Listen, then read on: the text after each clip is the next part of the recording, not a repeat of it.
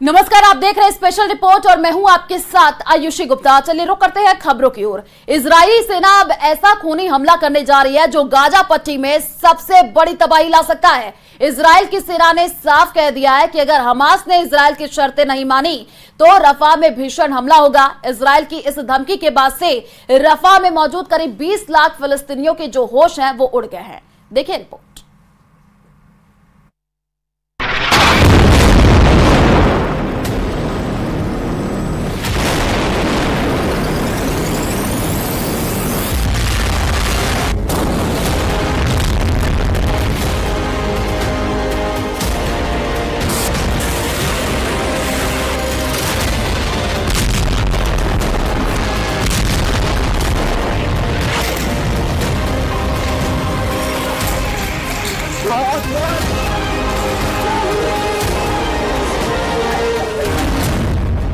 दो 200 दिन बाद आईडीएफ का ऑपरेशन सर्वनाश।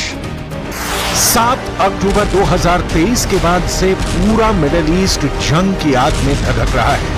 पीएम नेतन्याहू ने 200 दिन के युद्ध के बाद अब गाजा और रफा में ऐसा ऑपरेशन शुरू कर दिया है जो हमास के अंत के बाद ही रुकेगा। हैरानी की बात तो यह है कि अब गाजा युद्ध में 35,000 के करीब फिलिस्तीनी मारे जा चुके हैं। तमाम अंतर्राष्ट्रीय दबावों के बावजूद इजराइल के टॉप कमांडर गाजा पट्टी के दक्षिणी शहर रफा में जंग और तेज करने पर आमादा है। आप इसी से अंदाजा लगा सकते हैं इजराइल ने हमास का पूरी तरह से सफाया करने के लिए बहुत बड़ी तैयारी कर ली है।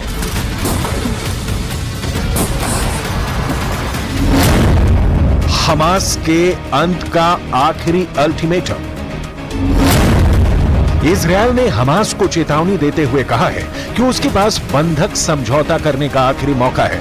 अगर हमास समझौते पर सहमत नहीं होता है तो फिर उसकी सेना रफा शहर पर हमला कर देगी। इधर मिस्र ने चेतावनी दी है कि अगर इजराइल ने खूनी हमले शुरू किए तो ये पूरे मिडिल ईस्ट के लिए बेहद खतरनाक साबित होगा। इजराइल ने मिस्र पर दबाव डाला है कि वो हमास को तुरंत समझौते के लिए तैयार करे, वरना 20 लाख की आबादी वाले रफा शहर में इजराइल अंधाधुंध हमले शुरू कर देगा। שחרור החטופים הוא בעדיפות ראשונה מבחינתנו, החטופות והחטופים, ואם תהיה אפשרות לעסקה, אנחנו נעשה עסקה. אם תהיה עסקה, אנחנו נעשה פעולה, חד וחלק. אנחנו נעשה כל מה שניתן כדי להחזיר את החטופות והחטופים, לאן אנחנו יותר קרובים רגע, מהערב? מבלי לפגוע בהישגי המלחמה, שחיילים הקריבו את עצמם, ונפלו חלל, ונפצעו, והמילואים, וכל העם התגייס. כלומר, כל מה שאפשר. 7 अक्टूबर के बाद सबसे बड़ा युद्ध।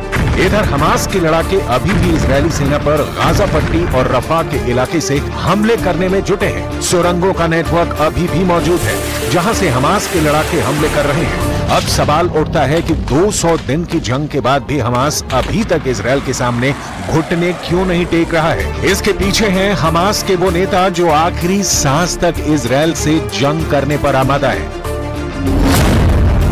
हमास के जिंदा 4 टॉप कमांडरों की वजह से गाजा युद्ध लगातार 200 दिन से चल रहा है। हमास का शीर्ष नेता इस्माइल हानिया है जो अभी तक जिंदा है। दूसरे नंबर पर याया सिनवार है जिसे खान यूनुस का कसाई कहा जाता है, जो सुरंग युद्ध में बेहद माहिर है, वो भी अभी तक जिंदा है। तीसरे नंबर पर मोहम्मद देईफ है जो हमास आंदोलन की सैन्य शाखा ईज अल दीन अल कसम ब्रिगेड का चीफ है और अभी तक जिंदा है। और चौथा है हमास का नेता खालिद मेशाल जो हमास की विदेश में राजनीतिक ब्यूरो का प्रमुख है, जो जिंदा है। यही वजह है कि अब इजरायली सेना इन टॉप कमांडर्स को मारना चाहती है, लेकिन दिक्कत यह है कि हमास चीफ हानिया कतर में छिपा बैठा है, जबकि सिनवार मिस्र से सटे रफा की सुरंगों में आबादी वाले इलाकों में छिपा बैठा है। इजरायल इसलिए बार बार कह रहा है कि रफा में हम ऑपरेशन करने जा रहे हैं। इजरायल दिसंबर 2023 तक गाजा पट्टी में 29,000 से ज्यादा बम बरसा चुका है, जिसमें गाजा पट्टी में मौजूद 70% से ज्यादा इमारतें पूरी तरह से तबाह हो चुकी हैं। कुछ दावों के मुताबिक हमास की 80% सुरंगें इजरायल की भयानक बमबारी में तबाह हो चुकी हैं, लेकिन रफा में मौजूद हमास की सुरंगों को तबाह करना इजरायल के लिए बहुत बड़ा सिरदर्द है, क्योंकि सुरंगें ठीक घनी आबादी के नीचे हैं। अगर यहां पर इजरायल 3-3 हजार किलो के बम गिराता है तो यहां पर हजारों लोग मारे जाएंगे। जरा इस एनिमेशन से समझिए कि क्यों रफा में इजरायल ऑपरेशन को खूनी युद्ध कहा जा रहा है। गाजा पट्टी के दक्षिणी शहर रफा में इजरायल बड़ा ऑपरेशन करने जा रहा है, जिसकी वजह से 23 लाख की आबादी वाले इस इलाके में भयानक खून खराबा होगा। यहाँ हमास के लड़ाकों से ज्यादा आम इंसान मारे जाएंगे।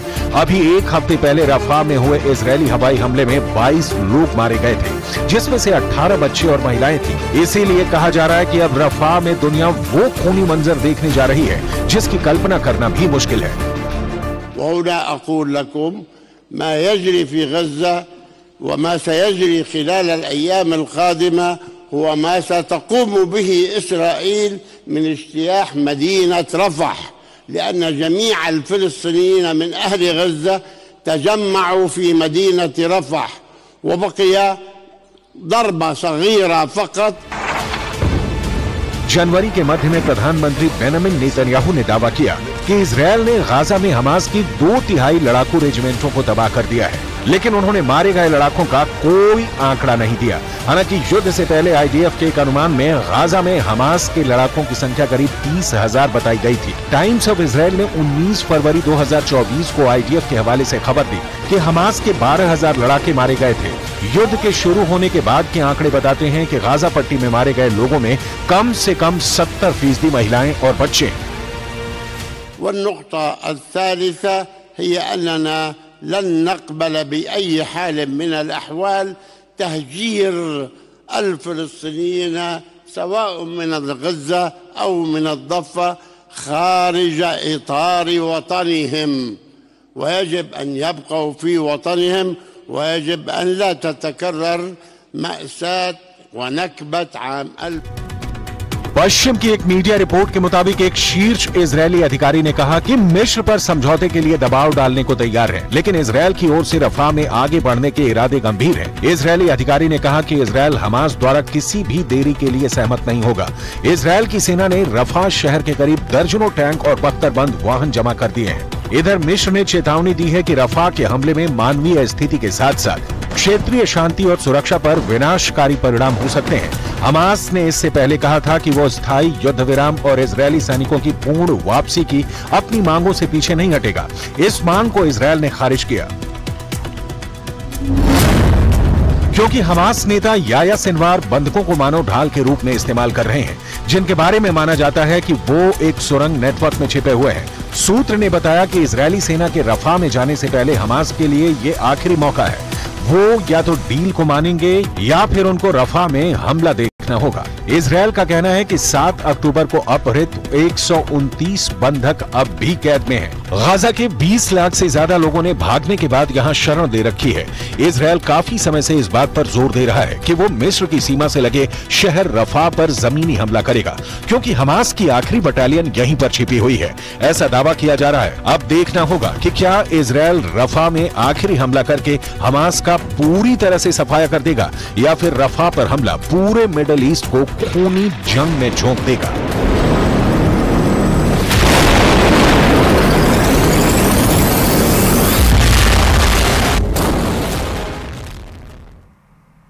और चलिए रुक करते हैं अगली खबर की ओर। गाजा का युद्ध अब अमेरिका के लिए बड़ी फास्ट बन सकता है। अमेरिका के अंदर गाजा को लेकर के एक ऐसी जंग शुरू हो गई है जिसका अंदाजा बाइडेन को भी नहीं था। इस वक्त अमेरिका के कई शहरों में गाजा के नाम पर बड़ी टक्कर शुरू हो गई है।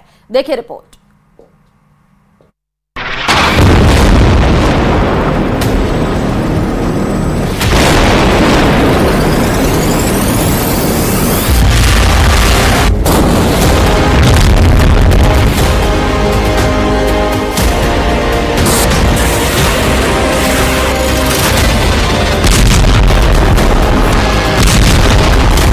इजरायल का बम गाजा में फटता है,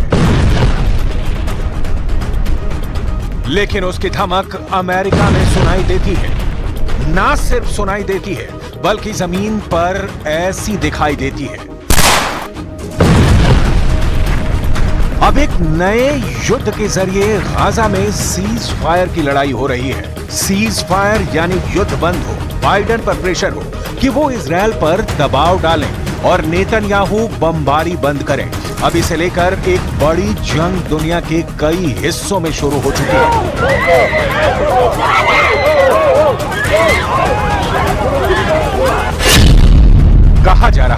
कि गाजा का युद्ध अमेरिका में पहुंच चुका है।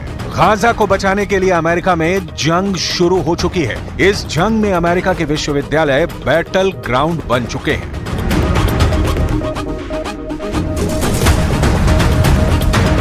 अमेरिका के कई शहरों में अलग अलग विश्वविद्यालयों के सैकड़ों स्टूडेंट गिरफ्तार हो चुके हैं।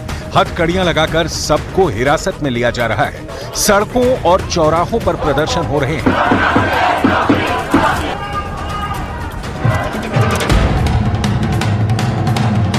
पुलिस और छात्रों के अलावा यूनिवर्सिटी स्टाफ पर एक्शन लिया जा रहा है। ये अटलांटा है और यहाँ पर छात्रों पर पुलिस की कार्रवाई की तस्वीरें विचलित भी कर सकती हैं। हंगामा और बवाल बहुत ज्यादा है। इनकी डिमांड है कि गाजा युद्ध रुक, पश्चिम एशिया में लगी आग बुझ। This is insane. I just saw police use unnecessary violence for peaceful protesters. I saw police knock students to the ground. Clearly you see a bunch of arrests going on. People were pepper sprayed. This is a school. Like, why is this happening? हंगामा America के शहरों में जारी है। आग Israel की सड़कों पर भी लगी हुई है। एक तरफ अमेरिका का ओहायो है, दूसरी तरफ इजरायल की राजधानी तेल अवीव है। दोनों तरफ तनाव फैला है, दोनों तरफ फसाद जारी है, दोनों तरफ भीड़ अपने देश के पुलिस के साथ जूझ रही है।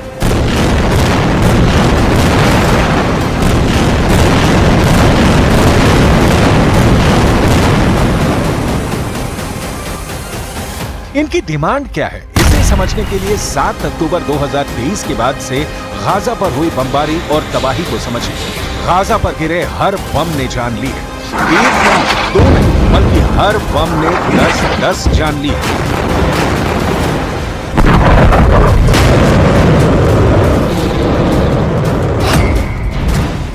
तो हमास के कब्जे में फंसे इजरायली नागरिकों के वीडियो ने बेचैनी फैला दी है।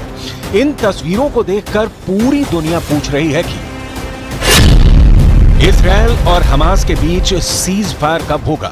गाजा पर बमबारी कब तक जारी रहेगी? हमास के कब्जे से इजरायली नागरिक कब तक रिहा होंगे?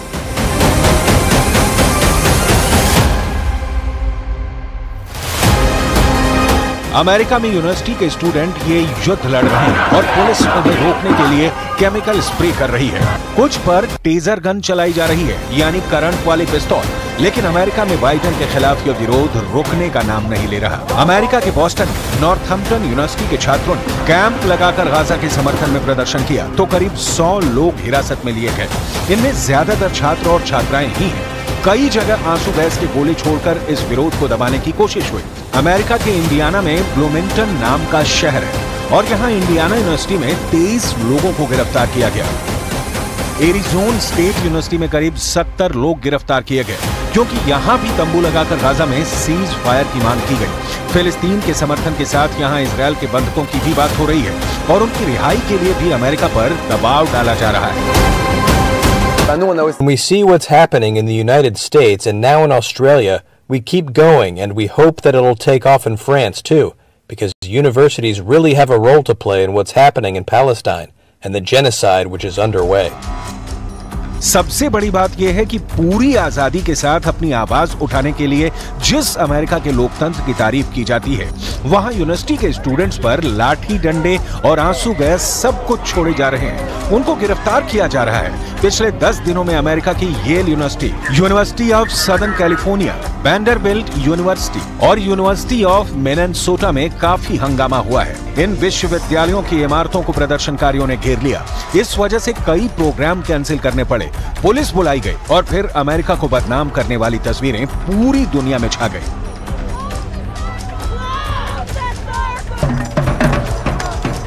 न्यूयॉर्क की कोलंबिया यूनिवर्सिटी में भी ऐसा ही प्रदर्शन हुआ और यहाँ 100 से ज्यादा लोगों को गिरफ्तार किया गया। And when students here in CUNY or in Columbia, whenever they're standing up and opposing the state of Israel, we are saying very good. It's not anti-Semitic. It should be it should be accepted in the world that when you are doing a crime to the people of Gaza, that it's unjust and their voices should be accepted, not they should be vilified and accused of anti-Semitism. अब यही हाल Canada में भी देखा गया, यही हाल Australia, Britain और France में भी देखा जा रहा है। ये वो देश हैं जिन्होंने गाजा में नॉन स्टॉप बमबारी को लेकर इजरायल का समर्थन किया है, यानी बम रफा कैंप में गिर रहा है और गुस्से के शोले पश्चिमी देशों में भड़के हुए हैं। डिमांड 3 है, गाजा पर बमबारी बंद हो, सीज फायर हो और बंधकों को छुड़ाया जाए। इस वक्त हमास के कब्जे में इजरायल के कई बंधक हैं, जिनको छुड़ाने के लिए इजरायल की सरकार पर भी प्रेशर बनाया जा रहा है। 200 दिनों से भी ज्यादा वक्त से बंधक बने केत सीगल और ओमरी मेरान का वीडियो हमास ने जारी किया है। יש לי זיכרונות מאוד מאוד יפים מפסח בשנה שעברה, שחגגנו כולנו ביחד, ואני מאוד מקווה שתהיה לנו לכולנו הפתעה. הכי טובה שיכולה להיות. משפחתי היקרה, אני מתגעגע לכולכם. אבא, אחיי, אחותי, לישי אהובתי, רוני ואלמה, בנותיי היקרות. इन दोनों बंधकों की वीडियो के अलावा पहले भी हमास की तरफ से वीडियो आते रहे हैं और इजरायल में इसे लेकर गुस्सा बहुत ज्यादा है। तेल अवीव में मेन हाईवे को ब्लॉक किया जाना आम बात हो गई है। मुद्दा सिर्फ एक है, बंधकों को वापस लाने की डिमांड तेज हो रही है। 7 अक्टूबर को हुए हमास के हमले में इजरायल के 1200 लोगों की मौत हुई थी। करीब 250 इजरायली नागरिकों को बंधक बना लिया गया था। इसके जवाब में इजरायल ने गाजा पर लगातार बमबारी की, जिसमें करीब 35,000 लोगों की मौत हो चुकी है, जिसमें महिलाओं और बच्चों की तादाद ज्यादा है। हजारों लाशें अब भी मलबे में दबी हुई हैं। सवाल है कि गाजा में बचे आखिरी इलाके रफा पर लगातार बमबारी के बीच इजरायल अब क्या चाहता है? אם תהיה עסקה, אנחנו נעשה פעולה, חד וחלק. אנחנו נעשה כל מה שניתן כדי להחזיר את החטופות והחטופים. לאן אנחנו יותר קרובים רגע, מבלי לפגוע בהישגי המלחמה, שחיילים הקריבו את עצמם, ונפלו חלל, ונפצעו, והמילואים, וכל העם התגייס. כלומר, כל מה שאפשר. गाजा के रफा से आया ये वीडियो देखिए। गाजा का ये रिफ्यूजी कैंप एक बड़ा मैसेज दे रहा है। मौत और खून खराबे के बीच यहाँ बच्चों का कोई खेल चल रहा है। जिस गाजा की आबादी करीब 20 लाख थी, वहाँ 85% लोगों का घर तबाह हो चुका है। लोग अब दक्षिणी गाजा में एक छोटे से हिस्से में रहने को मजबूर है। कोई तंबुओं में रह रहा है तो कोई बमबारी से तैयार हुए खंडहरों के बीच सिर छुपाने को मजबूर है। और चलिए रुक करते हैं अगली खबर की ओर। रूस ने यूक्रेन पर एक ही रात 34 मिसाइलों से हमला कर दिया। पुतिन की फौज ने यूक्रेन के 4 पावर प्लांटों को तबाह किया है। पुतिन का यह गुस्सा यूक्रेन की एक मिसाइल को लेकर के भड़का है, जो उसे अमेरिका ने ही सप्लाई की थी। देखिए रिपोर्ट।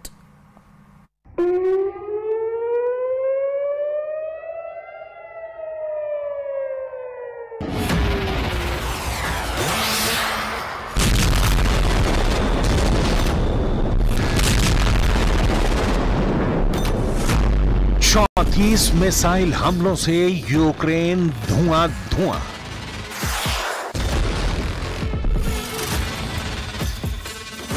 रूस का यूक्रेन पर बहुत बड़ा अटैक।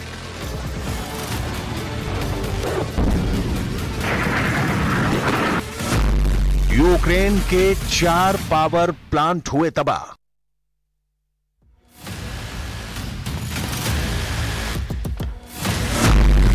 ये पुतिन का क्रोध है। यूक्रेन से आई बर्बादी की ये तस्वीरें ही बताने के लिए काफी हैं कि पुतिन किस कदर गुस्से में है। इसीलिए पुतिन ने एक बार फिर अपने तोपखाने का मुंह खोल दिया है। पुतिन की मिसाइलें गरज रही हैं। पुतिन की मिसाइलों ने यूक्रेन में त्राहिमाम मचा कर रख दिया है। इसीलिए 1 नहीं, 2 नहीं, 3, 4, 5 नहीं, बल्कि एक ही रात में पुतिन ने 34 मिसाइलों का रुख यूक्रेन की ओर मोड़ दिया। यह हमला इतना बड़ा था कि यूक्रेन को पहली बार में तो समझ में ही नहीं आया कि मुकाबला करें या इस हमले से बचें। जब तक यूक्रेन के फौजी कुछ फैसला ले पाते, तब तक मिसाइलों ने यूक्रेनी ठिकानों को तबाह कर दिया था। हालांकि रूस के हमले के बाद यूक्रेन की सेना ने यह दावा किया कि उन्होंने रूस की 21 मिसाइलों को नष्ट कर दिया। सिर्फ 13 मिसाइलें ही यूक्रेनी ठिकानों को निशाना बना पाई। हमले के बाद पावर सप्लाई से जुड़ी यूक्रेन की कंपनी DTEK ने कहा कि रूसी हमले में ऊर्जा संयंत्रों में कई लोग घायल हुए हैं। दक्षिण पूर्वी नीप्रापेट्रोव्स्क इलाके में 2 पावर सप्लाई प्लांट प्रभावित हुए हैं। पश्चिमी लीव और इवानो फ्रैंकोविस्क इलाकों में भी हमलों की खबर है। यूक्रेन के दूसरे सबसे बड़े शहर खार्किव में मिसाइल हमलों में एक मनोरोग अस्पताल क्षतिग्रस्त हो गया, जिसमें एक व्यक्ति घायल हो गया। घटनास्थल की तस्वीरों में अस्पताल के पास एक बड़ा गड्ढा और गलियारों में शरण लेते मरीज दिखाई दे रहे हैं। इलाके के गवर्नर ओले सिनुहुबो ने रूसी हमले की पुष्टि के साथ ही ये भी कहा कि हमले में 53 साल की एक महिला को चोट लगी है, जिसका इलाज जारी है। І ракет для хаймарсів до необхідної ППО і техніки. यूक्रेन का रूस पर जवाबी हमला। इस बीच यूक्रेन ने भी रूस पर काउंटर अटैक कर दिया, लेकिन एक साथ रूस के दक्षिणी कास्त्रोडार इलाके में 60 से अधिक ड्रोनों से हमला कर दिया। कास्त्रोडार इलाके के गवर्नर वेनियामिन कोंद्रतयेव ने कहा कि यूक्रेनी बलों ने एक तेल रिफाइनरी और बुनियादी सुविधाओं को निशाना बनाया, लेकिन कोई हताहत या गंभीर नुकसान नहीं हुआ। इस बीच खबर यह भी है कि यूक्रेन के हमले में स्लावयान्स्क तेल रिफाइनरी में आग लग गई। यूक्रेनी ऊर्जा मंत्रालय ने शनिवार को कहा कि रूस के कास्त्रोदार क्षेत्र में एलस्की और स्लावयान्स्क तेल रिफाइनरियों पर हमला किया गया था। यूक्रेनी ड्रोन ने रात को कुश्चेवस्क सैन्य हवाई क्षेत्र को भी निशाना बनाया, लेकिन रूस का दावा है कि यूक्रेन के ज्यादातर ड्रोन को रूस की वायु रक्षा